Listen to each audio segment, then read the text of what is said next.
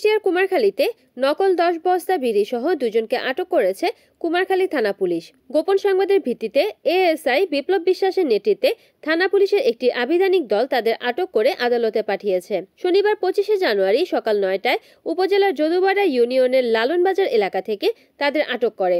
আটককৃত ব্যক্তিরা হলেন ভেড়ামারা উপজেলার বাহাদুর ইউনিয়নের জামালপুর গ্রামের আতাহার প্রামাণিকের ছেলে লালন ও শুক্লাল প্রামাণিকের ছেলে আব্দুল হালিম। পুলিশ জানায়, গোপন সংবাদে জানা যায় কুষ্টিয়া থেকে অবৈধ বিড়ি চালান কুমারখালী অভিমুখে আসছে।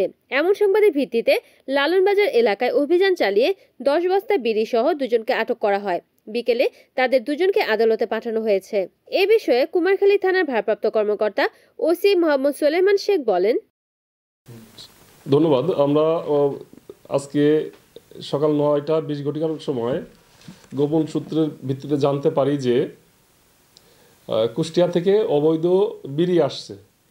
তারই প্রেক্ষিতে আমরা ঊর্ধ্বতন কর্তৃপক্ষকে অবহিত করিয়া এসআই বিপ্লব বিশ্বাসের নেতৃত্বে একটি আভিযানিক দল লালন বাজারে, কুমারখালী থানাধীন লালন বাজারে অভিযান পরিচালনা করিয়া 2 জন অবৈধ বিড়ি বিক্রেতা সহ বা ব্যবসায়ী সহ হাতে নাতে গ্রেপ্তার করেন।